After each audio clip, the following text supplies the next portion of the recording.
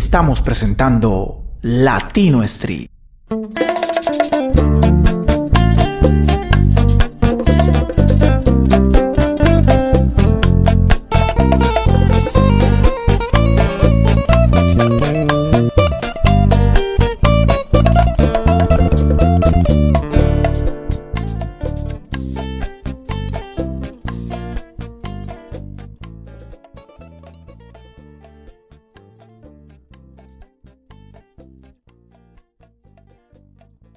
Bueno, señoras y señores, ya estamos aquí de regreso en Latino Street, claro que sí.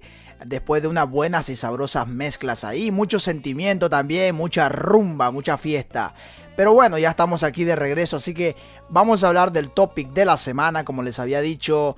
Estamos hablando del Halloween, un topic especial el día de hoy, sobre de qué se trata. No hay muchas curiosidades del Halloween que mucha gente desconoce.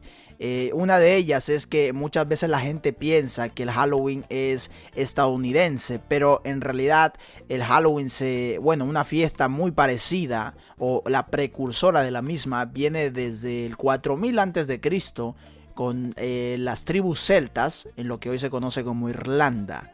Entonces es una fiesta bastante antigua, ¿no? Que a lo largo del tiempo fue ganando popularidad. Y cuando llegaron pues los romanos y la Iglesia Católica impusieron, ¿no?, ciertas festividades paganas y las volvieron o las cristianizaron, ¿no?, de alguna forma, para que se entienda. Y esto derivó en festividades o nombres como el Día de Todos los Santos, o en algunos otros países, especialmente en Latinoamérica. Es curioso porque siempre como después del Halloween, el primero o el 2, se celebra fiestas muy parecidas, ¿no? En este caso se celebra el Día de los Muertos en México, en Ecuador el Día de los Difuntos, y en otras partes también de Latinoamérica se celebra festividades o conmemoraciones a los muertos.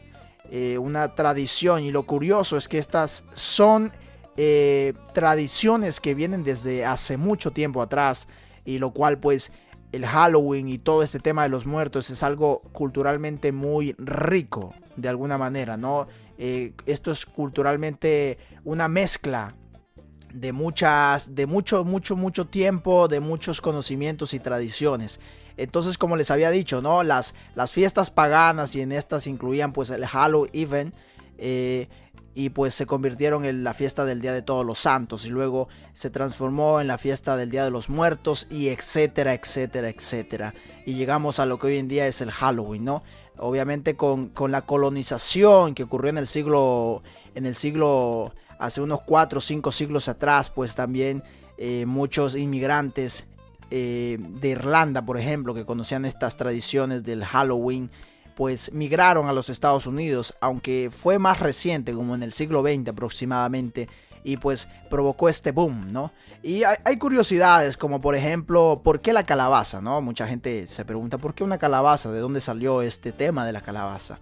Es algo muy curioso, y es que detrás de la calabaza, a pesar de que hay cosas muy inofensivas, también hay historias, ¿no? Leyendas, como siempre en todo este tipo de casos, o cuando hablamos de misterios y cosas de los muertos, siempre hay leyendas, fantasmas y cosas así. Y lo mismo sucede con la calabaza, ¿no? Lo curioso es que la calabaza, en realidad, pues, no se utilizaba una calabaza en la antigüedad, sino más bien unos nabos, donde se colocaba, en este caso serían algo así como lumbreras o velas, obviamente, porque de alguna u otra manera pues tenían que mantener ese fuego para que no se apagara.